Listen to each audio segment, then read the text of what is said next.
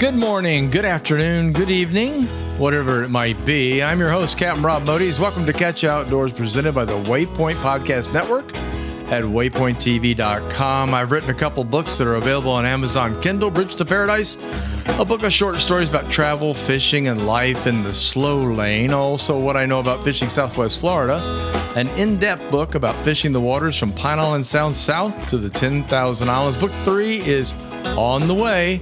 I'm working on it. A lot of things keep getting in the way, but I promise I'm going to try to get that out by late this summer. Episode 48. Seriously. Titled Changes in Latitude. Well, my wife Jonelle and I, finally made it back to the Florida Keys as residents instead of just visitors. Yeah, we met in Key West almost 27 years ago. She's living in Orlando. I was living in Fort Lauderdale. We dated, we date commuted, I think is the best word for it, for a while. And then we decided to come south, and she decided to come south, live with me down in Fort Lauderdale. We got married about 25 years ago in Orlando. But anyway, over the next few years, we kept a boat in Islamorada, and we worked out of the Fort Lauderdale area. She was working, I was working, but every other weekend we would run down to the Florida Keys and jump in the boat in Islamorada and go fishing into Florida Bay. And I've talked about that in another podcast. It was really kind of exciting. This was before the days of the GPS. Actually, there was a handheld GPS that showed up shortly after we started this craziness, but most of the time we used just a chart to chart our way across Florida Bay, and eventually wound up in Flamingo, and then we started going west and east of Florida Bay, out west of the Gulf, and then east up into like Crocodile Point. But anyway, we spent a lot of time in this place, and we fell in love with it. I eventually got my captain's license. Some of my first trips were made in the Keys, up Islamorada, as well as Biscayne Bay. And then eventually we relocated to Fort Myers, also through work. I started a charter company, and she was working in tourism. And we did that for, good grief, almost a good 20 years. And then she got another opportunity to come back to Fort Lauderdale. I tagged along. And then you start talking about things like, what are we going to do? Where's our life going? Are we going to retire? And if we retire, where are we going to retire? And we talked about a lot of places. We talked about all over Florida, quite frankly. West Coast, East Coast, Central, all the way up into the beautiful crystal clear spring water areas of Ocala and north, and then south toward Okeechobee. And we talked about the upper East Coast of Florida. The Florida Keys were always kind of in the background. They were always there. We were always traveling down whenever we could. We'd make trips to fish. We'd make trips just to hang out. Sometimes we would just go to Key West for the hell of it and just do what tourists do. Just go and be around it and be with it as much as possible. And I got to tell you, it was really great, but we really, really missed the proximity of the Fort Lauderdale. So when we finally got over to Fort Lauderdale, we made a couple quick trips down to the Keys, and then the dreaded COVID hit. And of course, that put a real damper on things. Matter of fact, the Florida Keys just locked the door. They had simply put up a roadblock on US 1 and said, "Sorry, man, you can't come in." And so there we were. So as this discussion about, and I don't want to call it retirement, because let me tell you what, when you retire, you really don't. You just keep doing stuff. You stay busy. And you find things to do. I mean, technically speaking, I've been retired for over 5 years now, but really and truly, I do the podcast, I write, I do books, I fish. I'm very active, and I still like to earn money whenever I can and do stuff like that. And the same thing's happening with Jonelle. She's reaching a point now where she's talking retirement, but reality-wise, that took a back seat because she found something that she really wanted to do in the Florida Keys. So we moved, and we're finally here. And honestly, neither one of us can really believe it at this point. I honestly believe it has something to do with guardian angels. I'm not sure who is watching. I mean, we got enough, right? We got grandparents. She has parents. I have a parent. I have really great old fishing friends that have passed away that I've lost over the years. And I think somewhere in the line, those people were just up there going, man, it is time to give them a break. They really, really need to just kind of kind of chill, So, but at the same time, enjoy. If you're going to have to work, good grief, work in the Florida Keys. That's the way I see it.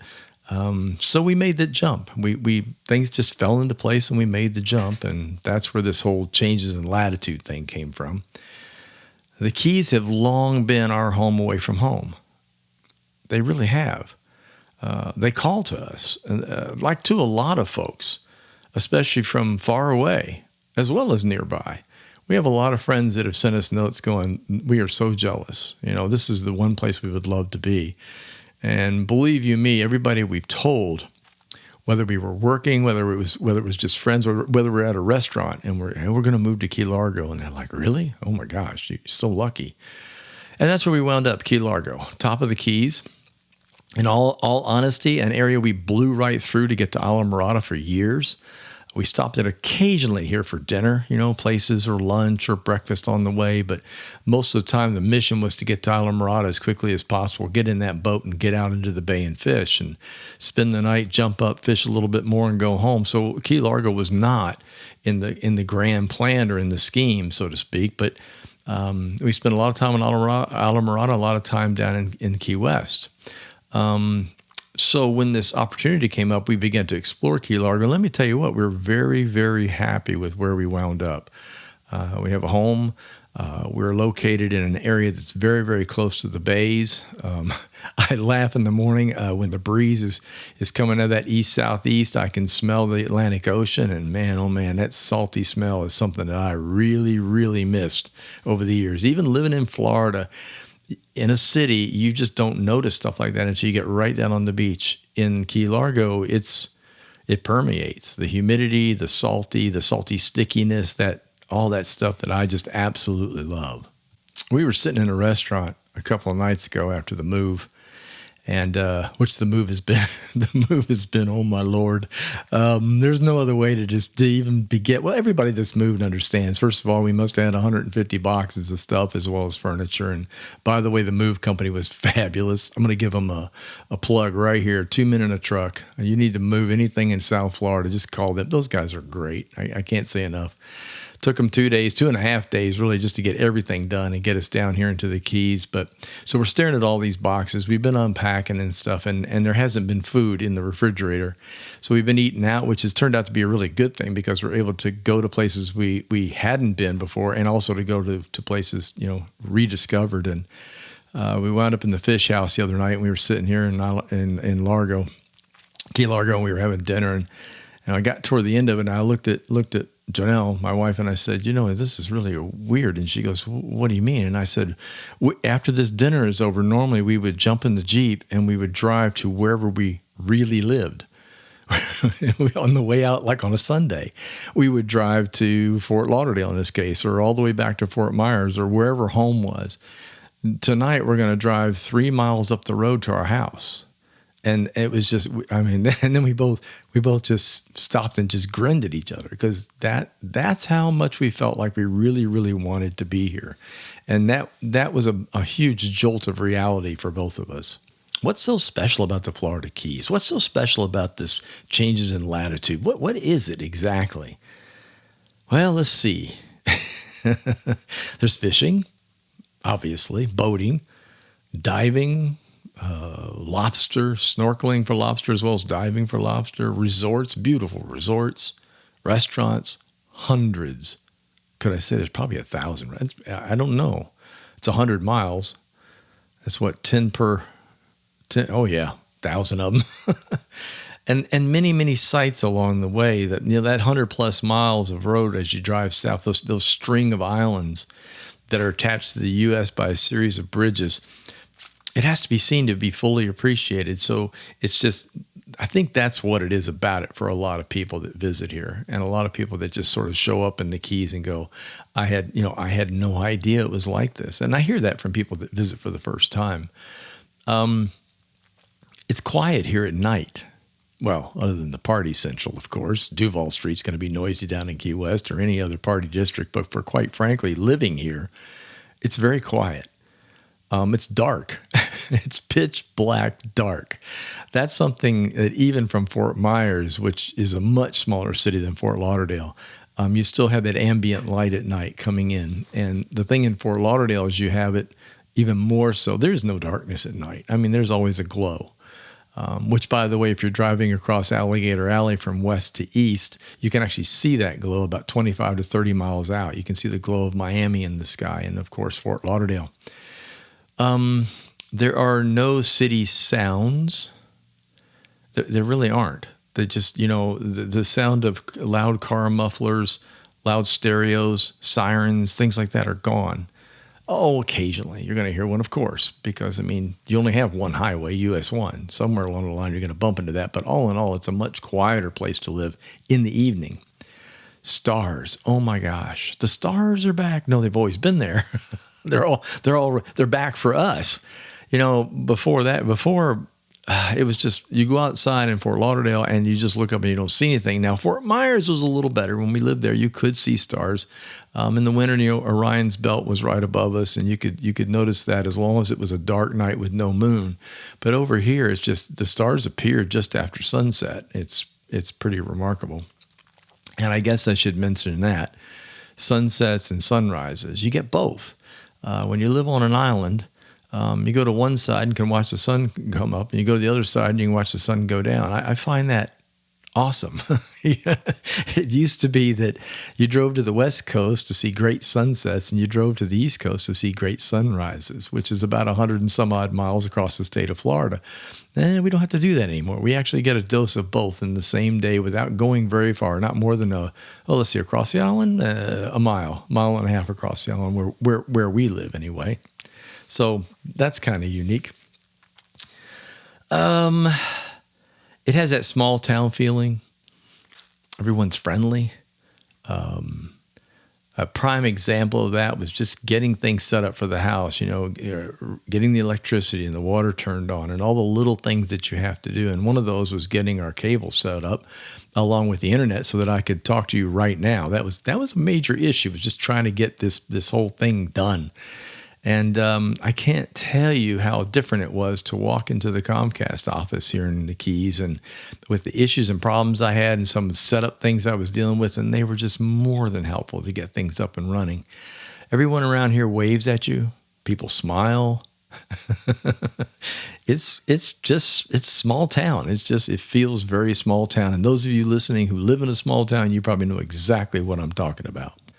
So that's the changes in latitude. That's really what it's all about. I remember the Jimmy Buffett song, Changes in Latitude, Changes in Attitude, came out years ago back in the 80s and early 80s. And it was, we were all like, oh, yeah, sure. That's what. And no, now I feel it. Now I truly understand what that's all about. Not just visiting, but actually living with that changes in attitude and latitude is really pretty cool. The fishing part, well, last week I mentioned the fly fishing, and it's something I'm going to really delve back into. But overall, fishing in the Florida Keys is a huge deal. On a future podcast, I'm going to do nothing but bait shops. We'll get to that. But as I've been driving up and down the highway down toward Alamorada and back, I keep noticing that there are just shop after shop of bait, tackle, things like that. And I think what I want to do is just do a whole podcast on nothing but the places to pick up equipment, bait and things like that as you travel the Keys. So that'll come in the future. But fishing is big, really big. Everywhere you go, there's a boat. It's really incredible, from large to very, very small. I feel fortunate that we have the kayaks, and I feel fortunate that we are literally across the street from a ramp that will dump us into Blackwater Sound in that area up just to the north of us. And to the south of us, we live on Largo Sound, which is a great big sound, which is just a little bit up the road from Pennycamp Park. So we have this great opportunity to fish some really wonderful water without having to travel into the Atlantic Ocean in a kayak. Although on a calm day, I think you might see me out there looking for yellowtail. Obviously, boating is huge here. One of the things we noticed just driving back up and down US 1 is the enormous amount of boats on trailers. Um, down here, just talking to the locals, and we've dealt with a few now because of the house and all, but the locals are like, they don't really dread the weekends, but they kind of go recluse on the weekends. So I understand that. When I was a fishing guide, I didn't really like to guide on Saturdays or Sundays. I tried to avoid them, and no holidays. Try to stay away from the big three, the 4th of July, Memorial Day, and Labor Day. They're very busy days on the water because a lot of people have the weekend off, long weekend off, and they spend time boating. Nothing against that. It's just very crowded if you're trying to take somebody fishing. And here it's almost every weekend. They're all like, nah, we don't do a lot on Saturday, Sundays. And then, of course, then there's the festival weekends, the lobster mini seasons, which occur on Wednesday, Thursday in August. And there's just a lot of things that happen. And so, but there's a huge noticeable difference when Monday comes along, Monday through Friday. Well, Friday starts a little tiny buildup, but so we'll call it Monday through Thursday. You pretty much have the islands to yourself, and you have the restaurants to yourself. You can just kind of march in, sit down, have dinner, go home. No muss, no fuss. And we're learning that. We've only been here a week, and we're already starting to catch on to that. But it's still all about it. And so back to the boating thing, that's the funny thing that you really see. Come Friday late or Saturday very early, you see the cars and trucks coming through with the families and boats in tow behind almost all the trucks. It's pretty incredible. Diving is huge here, much bigger than I imagined. When I came here, it was like fish, fish, fish. We did a little bit of diving. We're still our certified divers, but our focus here was not so much that. I mean, we did some here, mostly down in Key West, but it's just unbelievable around us. Key Largo has all kinds of dive excursions, snorkeling, obviously excursions. Penny Camp up here does the dives out into the Penny Camp National Park. And it's really, really something to see. It's beautiful. We've been out there, I think, 3 times now with daughters, granddaughters, things like that have traveled down to go out snorkeling on the reefs out there. And it's beautiful. You forget how pretty it is when you haven't been on it in a while. But diving's big, really big. They have dive excursions. They have dive training where you can learn to dive down here if you want. There are a number of dive shops. I probably should include that in a podcast as well. And I will. But there's all kinds of things out here to do diving-wise. So if you are a diver and you've been in waters that are like, well, this is nice, but it's not as pretty as I think it should be, you need to get down here and do a dive. You would not believe how pretty it is down here on these reefs. I mentioned lobster hunting. That's a big deal. Coming in. It's in season now. I mean, you can go after lobster now if you want to. Mini season happens about a week before the actual season opens. And what mini season is 2 days of hunting for lobsters.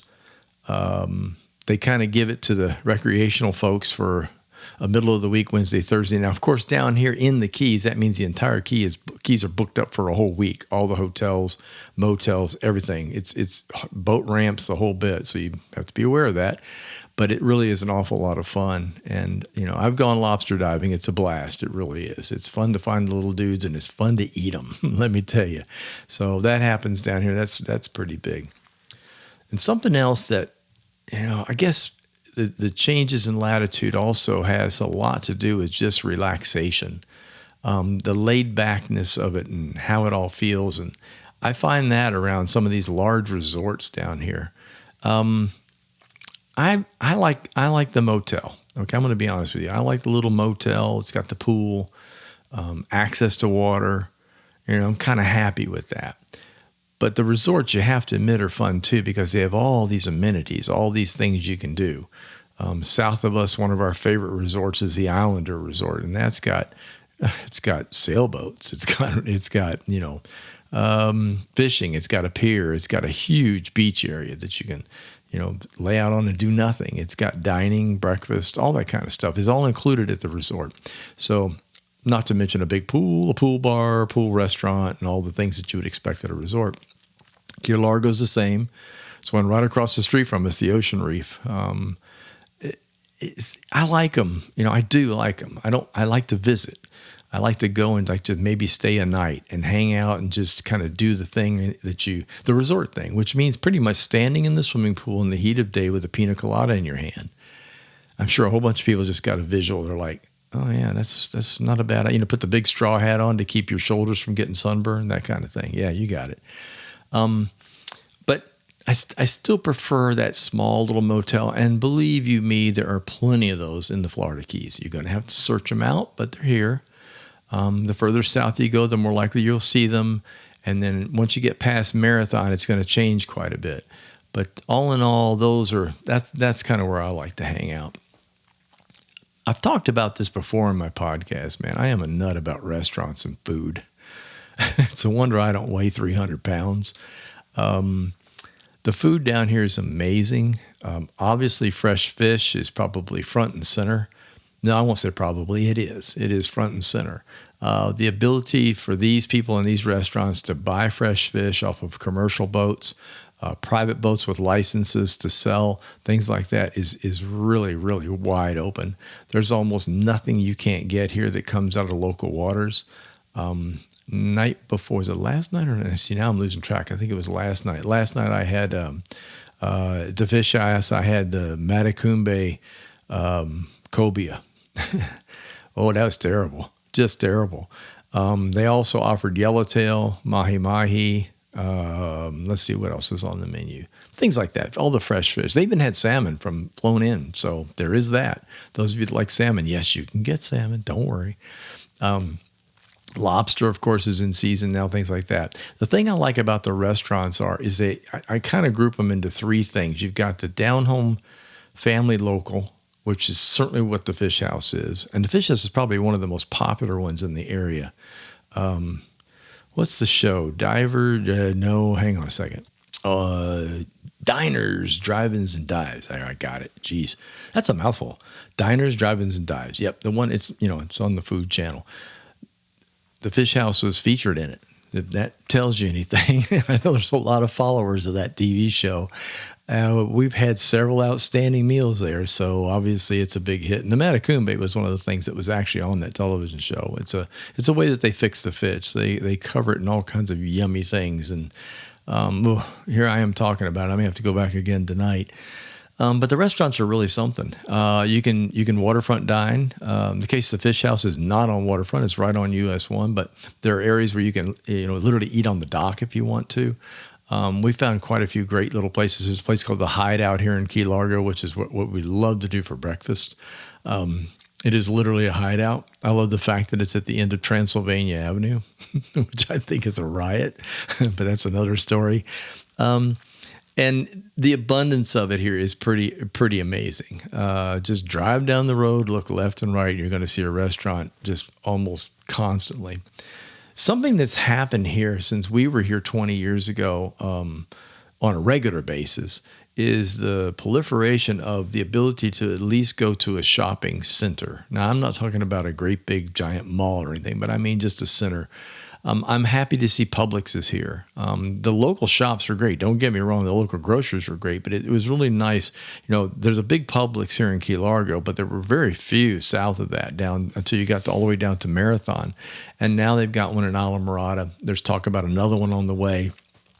So it's nice to have that familiarity of going to a Publix. I don't know. I'm a Florida boy, and I've been in and out of Publix grocery stores for a long time. And besides that, they make the world's greatest sub sandwiches. You can argue with me if you want. You ain't going to win. I've tried them all. I really have. I mean, there's a sub and there's a sub and then there's Publix subs.